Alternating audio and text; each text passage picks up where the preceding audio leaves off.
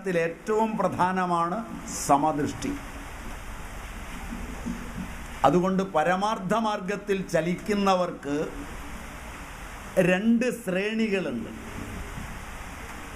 ഒന്ന് കൃതോപാസ്തി, 2 അകൃതോപാസ്തി.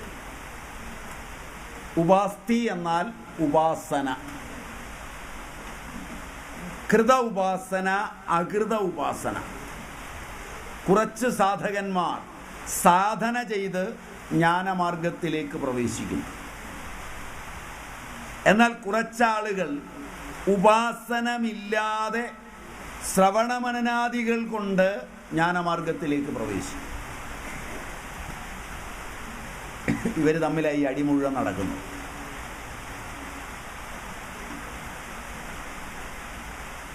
ചിലർ നല്ലപോലെ ഉപാസനയെ ചെയ്ത് വിഷ്ണുവിനെ, ശിവനെ ഒക്കെ ഉപാസിച്ച് വെള്ളം വീഴുന്നു.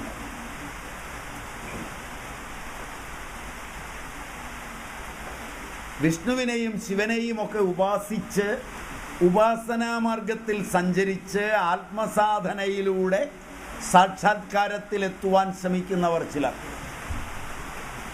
ഉപാസനകളെ എല്ലാം നിഷേധിച്ച് വിളക്ക് കത്തിക്കണ്ട, പൂജ വേണ്ട, ഒക്കെ പണിയണം. ശരിയുമാണ്. ഉപാസനയ്ക്ക് കൃത്യത വേണം, കൃത്യനിഷ്ഠ വേണം, കൃത്യസമയത്ത് എഴുന്നേൽക്കണം. ഉപാസന സമമായ മനസ്സോടുകൂടി ചെയ്യണം. കൂടെയുള്ളവർ അതിനോട് യോജിച്ച് നിൽക്കുന്നവരായിരിക്കണം. ഭാര്യയ്ക്കും മക്കൾക്കും ഒന്നും ഉപാസനയൊന്നും ഇഷ്ടമല്ല.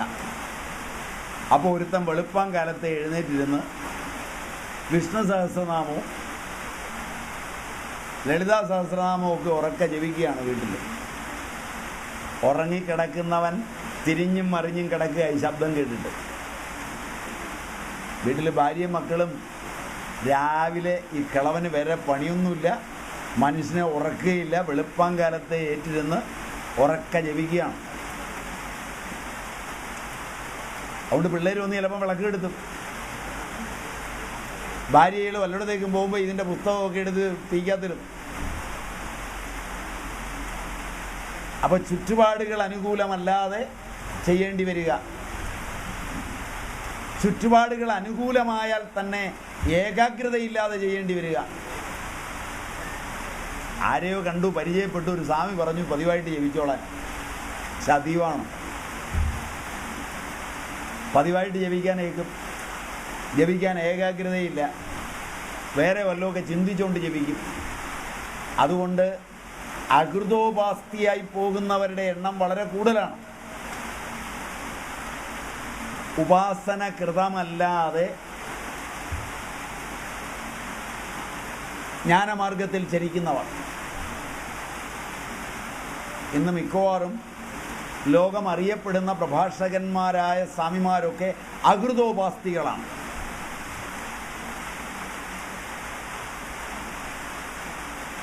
വേണ്ടത്ര അന്ധക്കരണശുദ്ധി വരാതെ അവർ പറയുമ്പോൾ അവരും, വേണ്ടത്ര അന്ധക്കരണശുദ്ധി വരാതെ അവർ കേൾക്കുമ്പോൾ ശരിയാണെന്ന് തോന്നിപ്പോയി കേൾക്കുന്ന അവരുടെ ഭക്തന്മാരും അന്ധനെ നയിച്ച പോലെ പൊട്ടക്കിണറ്റിലാണ്.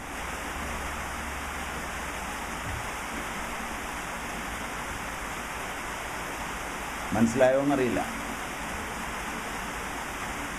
മനസ്സിലായോ? കാരണം മനസ്സിലായതിൻ്റെ ഒരു പ്രതികരണം കണ്ടില്ല എന്നോട്.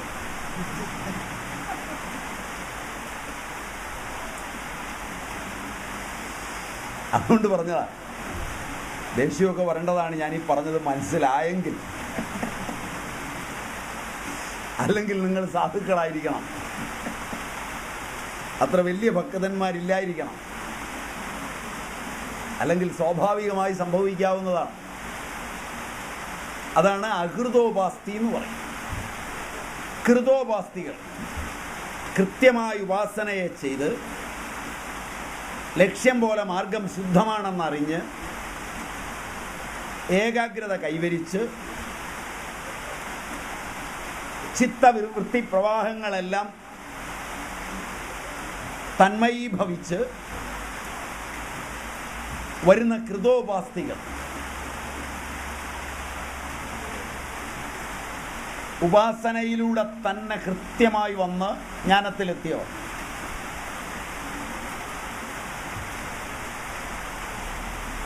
അവിടെയാണ് മന്ത്ര ഉപാസനയുടെ ഭാഗധേയങ്ങൾ ഇരിക്കുന്നത്.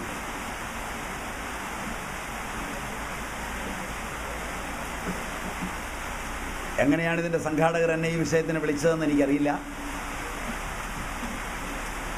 മറ്റു വല്ല വിഷയമൊക്കെ പറയേണ്ടതിന് പകരം ഗഹനമായ ഈ വിഷയത്തെ തരുമ്പോൾ ഞാനിതെല്ലാം ഇരുന്ന് പറയുമ്പോൾ എന്നെ മുമ്പ് പരിചയമുള്ള പലർക്കും അവരുടെ സങ്കല്പങ്ങളുടെ സാമ്രാജ്യങ്ങൾ തകർന്നു പോകുന്നുണ്ടാവും. കാരണം അവരെനിക്ക് തന്നിട്ടുള്ള വിഷയങ്ങളൊക്കെ ജ്ഞാനമാർഗത്തിൻ്റെതാണ്, ഉപാസനാകാന്ഡത്തിൻ്റെതല്ല. അതുകൊണ്ട് എന്നിൽ നിന്ന് തന്നെ ഉപാസനാകാന്ഡത്തെക്കുറിച്ച് കേൾക്കുമ്പോൾ ഞാൻ ഇത്ര ഗൗരവതരമായി അതിനെ അവതരിപ്പിക്കുമ്പോൾ സ്വാഭാവികമായി അവർക്കൊരു ശങ്കയുണ്ടാകാൻ സാധ്യതയുണ്ട്. Am I right?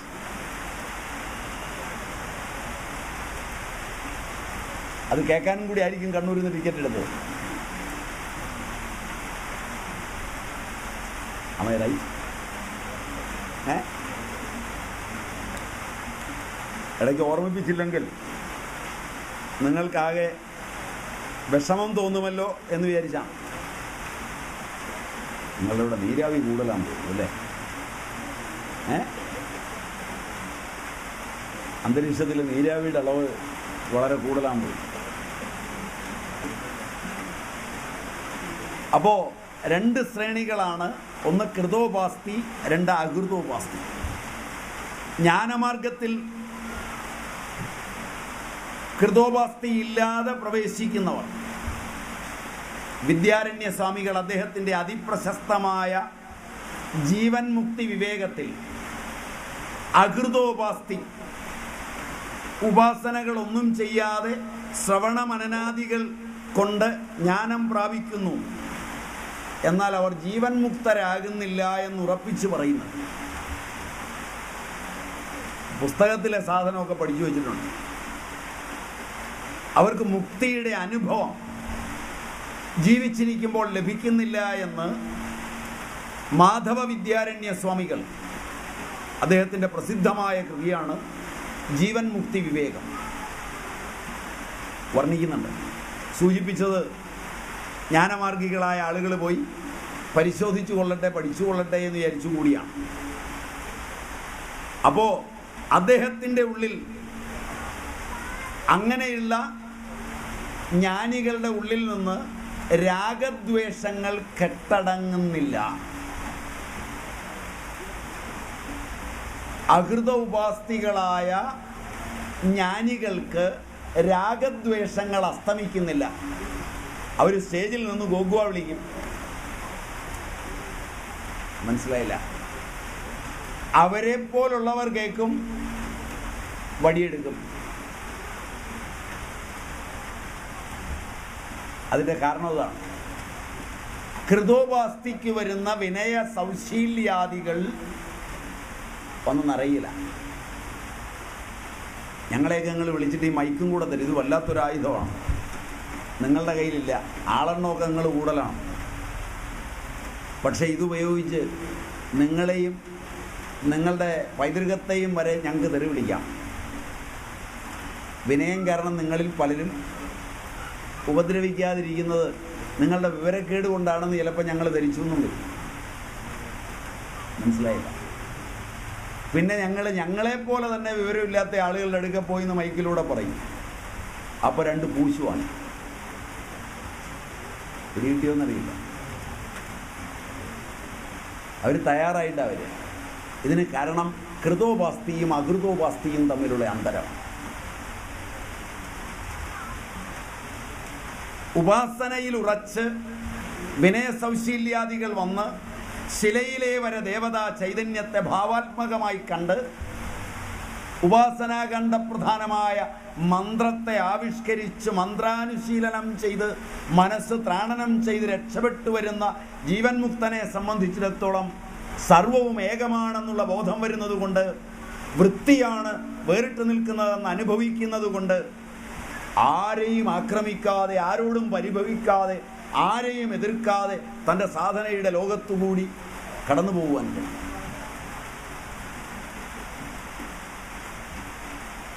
അതിൻ്റെ അനുശീലനം കൊണ്ട് മാത്രമേ ആനന്ദത്തിൻ്റെ മാർഗങ്ങളിൽ എത്തിച്ചേരുവാൻ സാധിക്കുകയുള്ളൂ. ഇതാണ് കൃതോപാസ്തിയുടെ ലോകം. ഉപാസനയിൽ ഇതെല്ലാം അറിഞ്ഞിട്ട് വേണം മന്ത്രം ജപിക്കാൻ. ഇത് അതിനു മുമ്പ് തന്നെ മന്ത്രദീക്ഷ വന്നു. ഇപ്പൊ ദീക്ഷ നീണ്ടു എന്നല്ലാതെ മനസ്സിലായില്ല. എന്തിനാണ് ഈ ദീക്ഷ എന്ന് ആചാര്യനോട് ചോദിക്കണം. മന്ത്രം മേടിക്കുന്നതിന് മുമ്പ് ഇപ്പൊ പോരെങ്കിൽ മന്ത്രം നിരത്തിയിരുത്തി കൊടുക്കുക ശരിയല്ല. കാരണം ശിഷ്യന്മാരുടെ എണ്ണം കൂടുമ്പോൾ ഓരോരുത്തർക്കായിട്ട് ഉപദേശിക്കാൻ, ചെവിയിൽ ഉപദേശിക്കാനൊന്നും ഇപ്പോൾ പറ്റുകയില്ല. അതുകൊണ്ട് എല്ലാവരെയും കൂടെ വിളിച്ചിരുത്തി മൈക്കിലൂടെ ഒരു മന്ത്രോപദേശം. നാളെ 1000 പേർക്ക് സ്വാമി സോ ആൻഡ് സോ മന്ത്രദീക്ഷ കൊടുക്കുന്നു. ഒരു കാര്യമില്ല. അതിൻ്റെ ഉപാസനകളെ കൃത്യമായി ചെയ്യാൻ പറ്റുമോ? അതിൻ്റെ ആനുഭൂതിക രംഗങ്ങളിലേക്ക് എത്താൻ പറ്റുമോ? ഇതൊക്കെയാണ് അതിൻ്റെ പ്രധാനം. അവിടെയാണ് കൃതോപാസ്തി അകൃതോപാസ്തി എന്ന് 2 എണ്ണം വരും. അപ്പോൾ അനുഭൂതി ഇല്ലാത്തതിനാൽ ക്ലേശങ്ങൾ വരുമ്പോൾ അവർ വിചലിതരാവും. അനുഭൂതി വന്നവന് ഏത് ക്ലേശവൃത്തി ഉണ്ടാകുമ്പോഴും വിചാലനം, സ്വരൂപാദ അവസാദനം, പ്രകമ്പനം ഉണ്ടാവില്ല.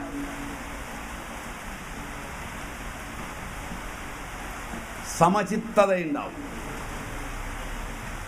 അപ്പോൾ ചില ആളുകൾ അതുകൊണ്ട് പറയും, ഇത്രയൊക്കെ ചെയ്തു ഒരനുഭൂതിയും ലഭിച്ചില്ല. കൃതോപാസ്തികളും പറയും അത് ഉപാസന കൃത്യമല്ലാത്തത് കൊണ്ടാണ്. പ്രയത്നാത് യതമാനസ്തു യോഗീ സംശുദ്ധ കിൽബിഷൈഹി അനേക ജന്മ സംസിദ്ധ സ്തതോയാതി പരാംഗതിം എന്ന് ഭഗവാൻ കൃഷ്ണൻ പറയും. യതമാനസ്തു, പ്രയത്നം ചെയ്യണം. ഭൗതിക പ്രയത്നത്തെക്കാൾ കൂടുതലാണ് മാനസിക പ്രയത്നം. ആത്മലോകത്ത് മാനസിക പ്രയത്നമാണ് കൂടുതൽ വേണ്ടത്. മനോവേഗങ്ങളെ മുഴുവൻ നിയന്ത്രിക്കണം. ശരീരവേഗങ്ങളിൽ ഒന്നിനെ പോലും നിയന്ത്രിക്കരുത്. ഇപ്പം തിരിച്ചാണ് ആളുകൾ. മനസ്സിലായില്ല? ഇപ്പം തിരിച്ചാണ് ആളുകൾ. അതുകൊണ്ടാണ് ആത്മാവില്ലാത്ത ലോകങ്ങളിലൂടെ സഞ്ചരിക്കുന്നത്. ശരീരവേഗങ്ങളെ മുഴുവൻ നിയന്ത്രിക്കും. മലം, മൂത്രം ഇതൊക്കെ നിയന്ത്രിച്ച് നിർത്തുക. അതിനാണ് ജനിക്കുമ്പോൾ തന്നെ കൊച്ചിനെ വലിച്ചു മുറുക്കി കെട്ടിയിട്ടേക്കുന്നത്. കുഞ്ഞിനൊരു സന്ദേശം കൊടുക്കുകയാണ്, നീ കക്കൂസിപ്പോകാൻ പാടില്ല, നീ മൂത്രം ഒഴിക്കാൻ പാടില്ല. അതിൻ്റെ ബ്രെയിനിലേക്ക് ഒരു സന്ദേശം കൊടുക്കുകയാണ്. 1ാം ക്ലാസ്സിൽ എത്തുമ്പോഴേക്ക് അത് പരിശീലനമായി. ഇനി മലം പോവില്ല. മലം പോകാത്തത് നല്ലതാണ് എന്നുള്ള ധാരണ വൈദ്യനും ഉണ്ടാവും, ഡോക്ടർക്കും ഉണ്ടാവും.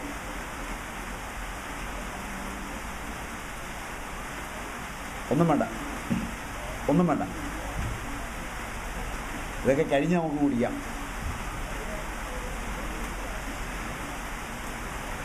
അപ്പോൾ മലം, മൂത്രം, തുമ്മൽ, അധോവായു ഇതെല്ലാം നിയന്ത്രിക്കും. മാന്യതയുടെ ലക്ഷണമായിട്ടാണ്. ആമൈ റൈറ്റ്? തമിഴനെ കണ്ടുപിടിക്കണം. അവൻ ഉണ്ടോണ്ടിരിക്കുമ്പോഴായാലും ശരി, ഒരു അധോവായു വന്നാൽ അതിൻ്റെ എല്ലാ ശബ്ദങ്ങളോടും കൂടി അവൻ പുറത്തേക്ക് വിടും. അവൻ നിയന്ത്രിക്കുന്ന അവൻ്റെ മനസ്സിനെയാണ്. മനോവേഗങ്ങളെ നിയന്ത്രിക്കാതിരിക്കുക. മനോവേഗങ്ങളുടെ ഫലമാണ് നിങ്ങളുടെ വസ്ത്രധാരണത്തിൽ നഗ്നതയെ അലങ്കരിക്കുന്നത്. കാണിക്കാവുന്നതെല്ലാം കാണിക്കുന്നത്. നിങ്ങൾ ആഗ്രഹിക്കുന്ന ഒന്ന് നോക്കിയിട്ട് പോകാനാണ്. മറ്റവനാണെങ്കിൽ മനോവേഗം ഒട്ടും നിയന്ത്രണം ഇല്ലാത്തതുകൊണ്ട് നോക്കുകയും ചെയ്യും. അതുകൊണ്ട് ആ പീഡനവും ബഹളമൊക്കെ ഉണ്ടാകുന്നത്. മനോവേഗങ്ങളെ നിയന്ത്രിച്ച് ജീവിക്കുന്ന ഒരു സമുദായത്തിനും സമൂഹത്തിനും മാത്രമേ ആത്മലാഭമുണ്ടാവൂ. മനോവേഗങ്ങളെ നിയന്ത്രിക്കുമ്പോൾ മാത്രമേ ഒരു ജനത സംസ്കാരമുള്ളതാവുകയുള്ളൂ. മനോവേഗങ്ങളെ നിയന്ത്രിക്കുമ്പോൾ മാത്രമേ കുടുംബമുണ്ടാവുള്ളൂ.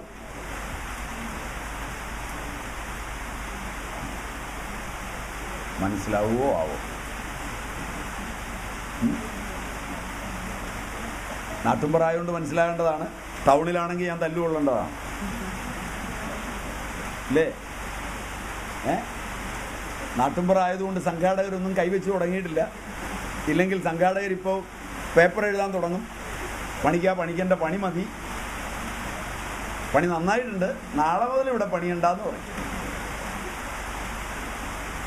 നാട്ടുമ്പുറം ആയതുകൊണ്ടായിരിക്കണം നിങ്ങളിരുന്ന് കേൾക്കുന്നത്. Am I right?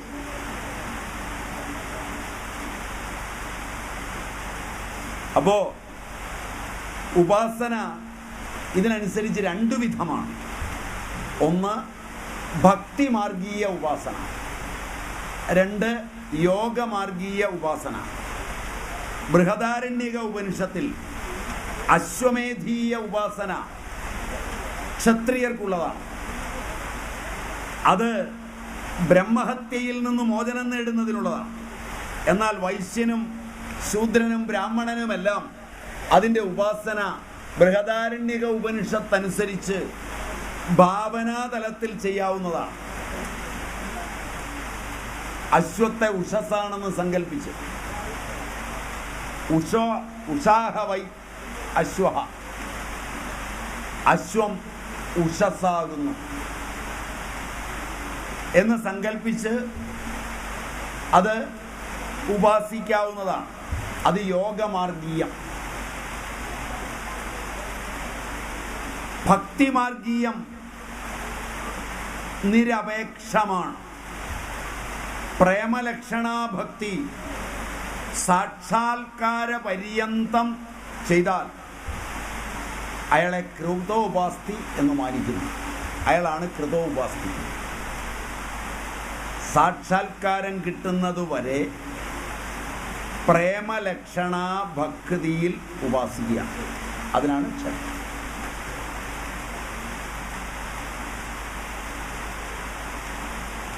അങ്ങനെ ഉപാസിച്ചാൽ മന്ത്ര ഉപാസനയുടെ ഏറ്റവും വലിയ ഭാവമാണ്. അതായത് ക്ലീം കൃഷ്ണായ ഗോവിന്ദായ ഗോപീജന വല്ലഭായ സ്വാഹ മന്ത്രമാണ്. പതിവായിരുന്ന് ഇങ്ങനെ ജപിക്കുക. അത് പുരാണപ്രസിദ്ധമായ മന്ത്രമാണ്, വൈദികമല്ല. ക്ലീം കൃഷ്ണായ ഗോവിന്ദായ ഗോപീജന വല്ലഭായ സ്വാഹ. ഇങ്ങനെ അനേക മന്ത്രങ്ങളുണ്ട്. ഭുല്ലേന്ദീവര കന്തിമിന്ദുവദനം ബർഹാവതം സപ്രിയം ശ്രീവത്സംഗീത ഉദാരകൗസ്തുഭധരം പീതംബരം സുന്ദരം ഗോപീനം നയനോത്പലഞ്ചിതതനും ഗോഗോപവൃന്ദാൻവിതം ഗോവിന്ദം കലവേണുവാദനപരം ദിവ്യംഗഭൂഷം ഭജെ എന്നു തുടങ്ങിയ ശ്ലോകങ്ങളോടുകൂടി ധ്യാനത്തോടുകൂടി കൃഷ്ണനെ ഭജിക്കുക. മന്ത്രം ഗുരുമുഖത്ത് നിന്നോ സ്വയം കിട്ടിയാൽ ഒരുപാട് കാലം ജപിക്കണം. ഗുരുമുഖത്ത് നിന്ന് കിട്ടിയാൽ കുറേ കാലം മതിയാവും. രം രാമചന്ദ്രായ നമ, രാം രാമഭദ്രായ നമ, അതൊക്കെ മന്ത്രങ്ങളാണ്. ഓം പരായ ഗോപ്ത്രേ നമ,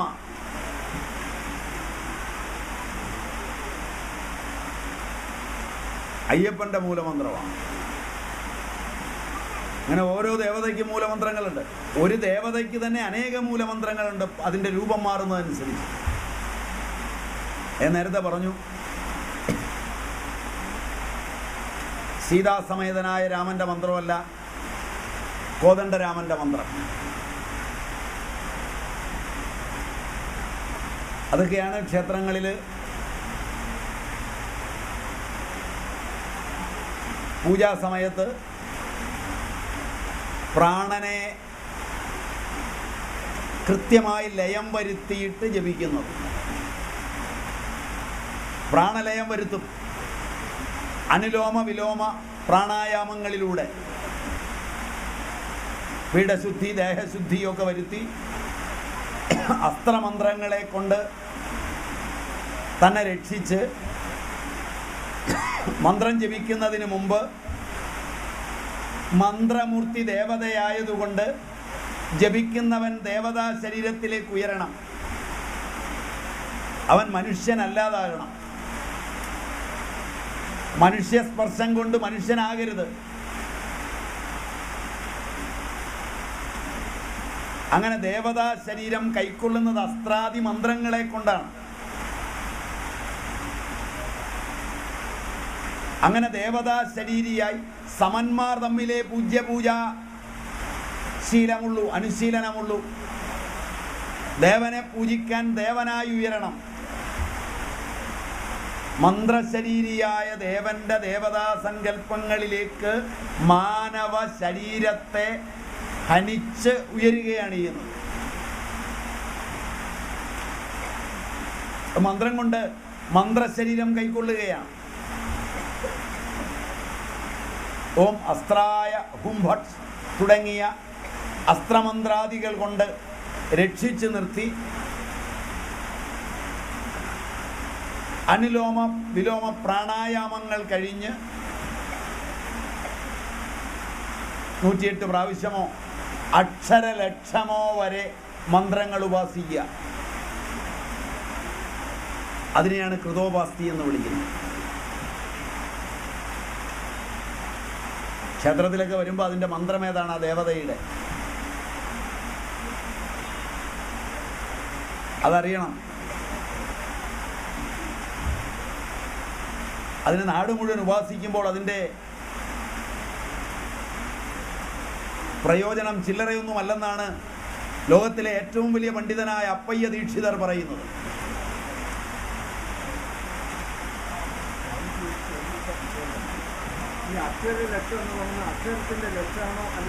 എത്ര അക്ഷരമുണ്ടോ അത്രയും ലക്ഷം.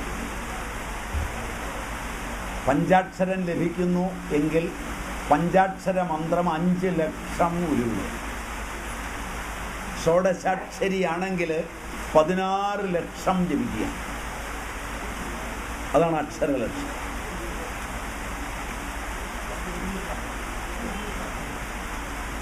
അങ്ങനെ ചെയ്താൽ ഏറ്റവും നല്ലത്. ഒരു ഇരിപ്പിൽ ചെയ്താൽ ഏറ്റവും നല്ലത്. അനേക ദിവസങ്ങൾ കൊണ്ട് ചെയ്താൽ അത് ഏറ്റവും നല്ലത്. പതിവായി 108 ജപിച്ച് അതിലെത്തിയാൽ നല്ലത്. ഏകാഗ്രത വേണം ജപിക്കാൻ. ഒറ്റ ഇരിപ്പിന് ജപിക്കുന്നതിനിടയിൽ ഭാര്യയും പിള്ളേരും ഒക്കെ മനസ്സിൽ കയറി വരും. അപ്പോൾ എപ്പോൾ ആരെങ്കിലും കയറി വരുന്നു 2 ജപിച്ചുള്ളെങ്കിലും അവിടെ നിർത്തുക. മനസ്സാണ് ഇതിൻ്റെ അടിസ്ഥാനം. അല്ലാതെ ഒരു ആസുരി ശക്തി കൊണ്ട് ഇരുന്ന ഇരിപ്പ് ജപിക്കുക, അതിനിടയിൽ വിത്തിനിട്ട ചേമ്പ് ചുട്ട് തിന്നവൾ ആരടി എന്ന് ചോദിച്ചിട്ട് ജപിക്കുക, അങ്ങനെ വേണ്ട. സന്ധ്യയ്ക്കിരുന്ന് നാമം ജപിക്കുന്നത് കേട്ടിട്ടില്ലേ? കാരണം ഭാര്യ വിത്തിനിട്ടിരുന്ന ചേമ്പ് ചുട്ട് തിന്നു. അപ്പോൾ അത് കണ്ടിട്ട് വന്നാൽ നാമം ജപിക്കാനിരുന്നത്. അപ്പോൾ അതുകൊണ്ട് ഭഗവാനോട് നാമം ജപിക്കുന്നതിനിടയിൽ വിത്തിനിട്ട ചേമ്പ് ചുട്ട് തിന്നവൾ ആരടി രാമ രാമപാഹിമാം മുകുന്ദ രാമപാഹിമാം, രാമപാദം ചേരണേ മുകുന്ദ രാമപാഹിമാം എന്ന് പറഞ്ഞാൽ ചേമ്പുപാദമേ ചേരുള്ളൂ.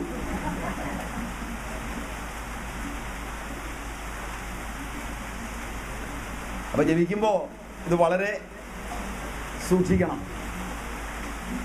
അങ്ങേയറ്റം ശ്രദ്ധിക്കണം. അങ്ങനെ ശ്രദ്ധിച്ച് ജപിച്ചാൽ ജപത്തിന് ഫലം വളരെ ഇരട്ടിയാണ്. അപ്പോൾ അതിൽ രാമം പാർവണചന്ദ്രകോടി, രാമനെ പറയുമ്പോൾ രാമം പാർവണചന്ദ്രകോടി സദൃശത്രേണ വൈരാജിതം ഹേമസ്തംഭ സഹസ്രഷോഡശ യുധേ മധ്യേ മഹാമണ്ഡപേ ദേവേശം പുരതാദിഭി പരിവൃതം രാമം ഭജേ ശ്യാമളം. ഇങ്ങനെയൊക്കെ ജപിച്ചിട്ട് ജപിക്കും. ഇതിലൊക്കെ ശ്രേഷ്ഠമാണ് ഓംകാര ഉപാസന. ഓംകാരമാണ് ഏറ്റവും ശ്രേഷ്ഠമായ ഉപാസന. പതഞ്ജലി പറയും തജ്ജപ തദർത്ഥഭാവനം. ഈശ്വര പ്രണിധാനാദ്വാ തജ്ജപ തദർത്ഥഭാവനം.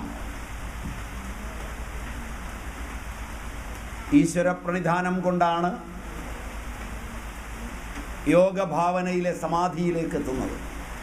ഈശ്വര പ്രണിധാനാദ്വാ. എന്താണ് ഈശ്വരൻ?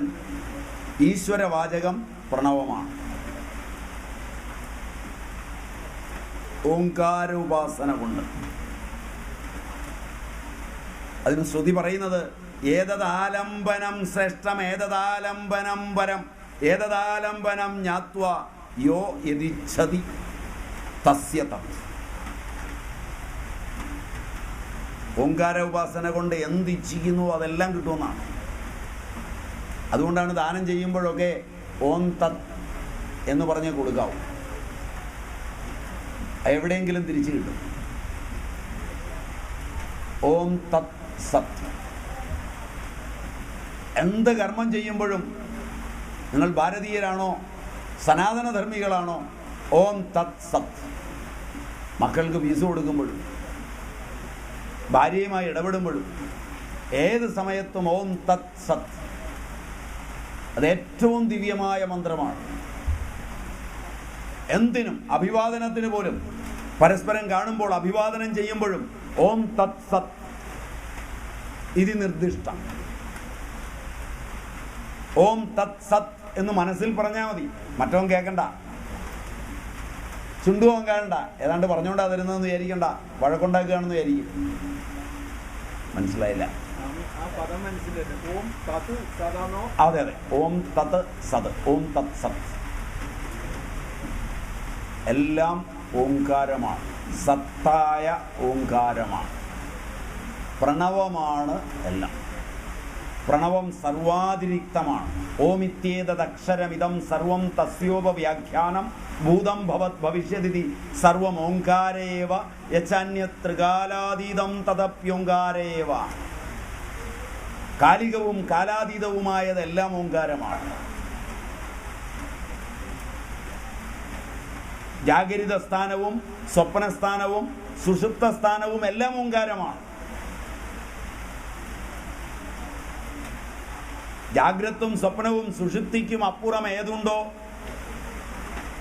സർവാതിരിക്തമായത് അതും ഓംകാരമാണ്. ന അന്തപ്രജ്ഞം ന ബഹിഷ്പ്രജ്ഞം ന ഉഭയതപ്രജ്ഞം ന അപ്രജ്ഞം ന പ്രജ്ഞം ന പ്രജ്ഞാനഘനം അദൃഷ്ടം അവ്യവഹാര്യം ഏകാത്മപ്രത്യയ സാരം.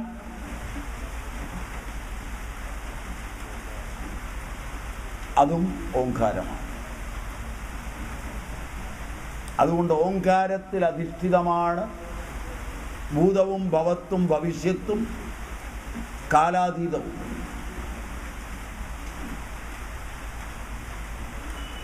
അതുകൊണ്ട് ഓംകാര ഉപാസന സർവാതിരിക്ത ഉപാസനയാണ്. അതുകൊണ്ട് ഏത് മന്ത്രം ജപിക്കുമ്പോഴും ഓംകാരം ചേർത്ത് ജപിക്കണം. പഞ്ചാക്ഷരം ജപിക്കുമ്പോൾ ഓംകാരം ചേർക്കുന്നതോടെ അത് ഷഡക്ഷരമായി മാറും.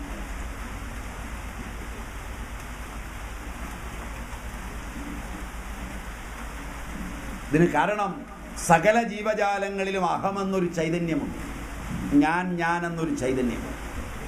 അതിൽ ഉപാധിരൂപമായ അനാത്മ അംശം ശരീരം അതിനെ വ്യതിരേകം ചെയ്തു മാറ്റി ആത്മ അംശത്തെ മാത്രം മന്ത്രാന്വിതമായി സ്വീകരിച്ച് മന്ത്രശരീരിയായി നിന്നുകൊണ്ടാണ് കൃതോപാസ്തി ഉപാസിക്കുന്നത്.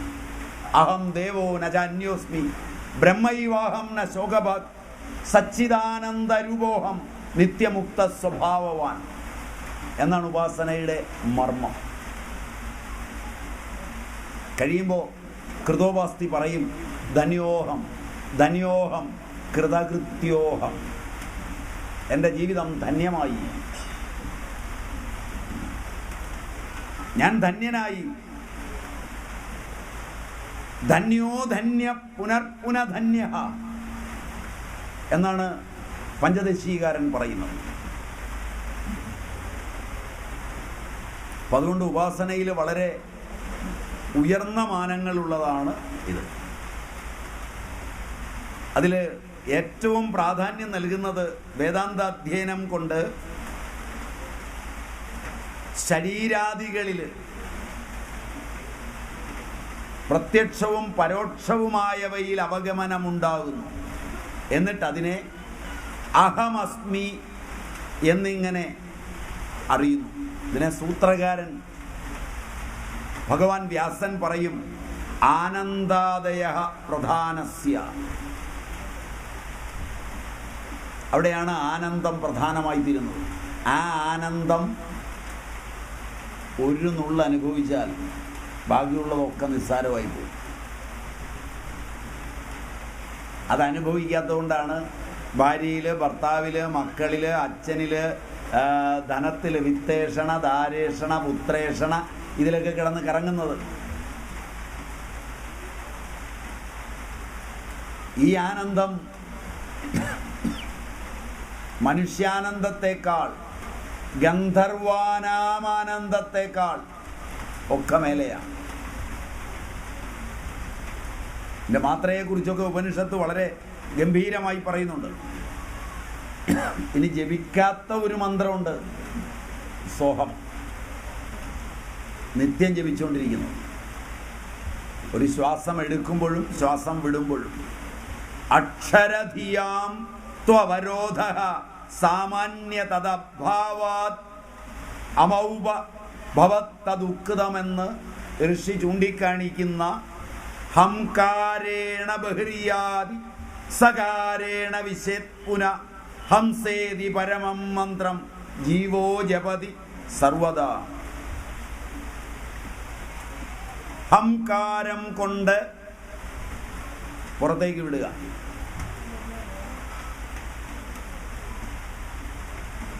സഹകാരം കൊണ്ട് എടുക്കുക. സഹകാരേണ വിശ്യത് പുനഃ. അങ്ങനെ വരുമ്പോഴാണ് ഹംസമന്ത്രം ഉണ്ടാകുന്നത്. അത് മറിച്ചിടുമ്പോഴാണ് സോഹം. എടുക്കലും വിടലും. ഓരോ ശ്വാസം എടുക്കുമ്പോഴും വിടുമ്പോഴും സോഹം, അത് ഞാനാകുന്നു എന്ന് ആത്മാവ് ഉച്ചരിക്കുകയാണ് ചെയ്യുന്നത്. അതാണ് ഏറ്റവും വലിയ മന്ത്രം, മന്ത്രോപാസനയിൽ. അത് ജപിക്കാത്ത ആളുകൾ ആരുമില്ല. ചെവി അടച്ചാൽ അതിൻ്റെ ശബ്ദമായി കേൾക്കുന്നത്. അതുകൊണ്ട് ചിലർ മന്ത്രം ജപിക്കാൻ മെനക്കെടാറില്ല. 2 കവരുള്ള കമ്പെടുക്കും. ഋഷിമാരുടെ കയ്യിലൊക്കെ കണ്ടിട്ടുണ്ടാവും. യോഗദണ്ഡെന്ന് പറയും. കണ്ടിട്ടുണ്ടോയെന്നറിയില്ല. അതിങ്ങനെ കൈ വെക്കാനാണ്. കൈ ഇങ്ങനെ വെച്ചിട്ട് ഇങ്ങനെ അങ്ങ് അടയ്ക്കും. ഇങ്ങനെ അടച്ചു കഴിയുമ്പോൾ ഇതിനൊരു താങ്ങ്, അല്ലെങ്കിൽ ഇങ്ങനെ കുറേ നേരം ഇരിക്കുകയില്ല. മനസ്സിലായില്ല? 2 കൈക്കും 2 കൈത്താങ് അങ്ങ് വെച്ചിട്ട് പതുക്കെ അവിടെ ഇരുന്ന് പൊക്കി വെച്ചിട്ട് 2 ഊന്ന് കൊടുത്ത് നിർത്തിയിട്ട്, വാഴയ്ക്കൊക്കെ നിർത്തുന്ന പോലെ നിർത്തിയിട്ട് ഇത് 2ഉം കയറ്റും.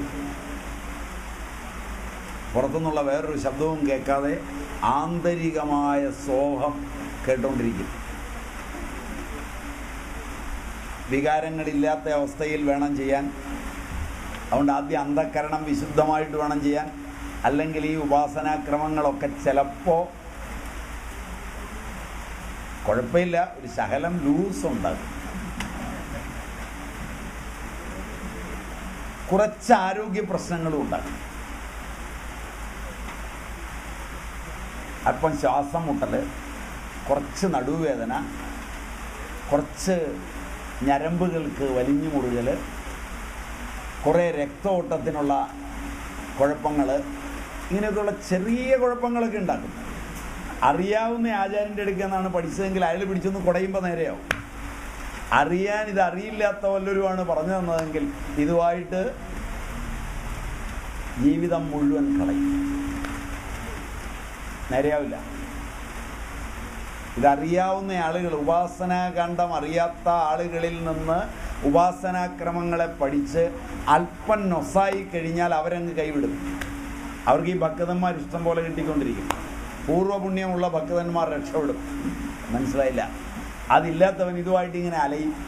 അപ്പോൾ പോയി ഇതുമായിട്ട് യാതൊരു ബന്ധവുമില്ലാത്ത ഭൗതിക വിജ്ഞാനം പഠിച്ച യോഗിയെയും യോഗ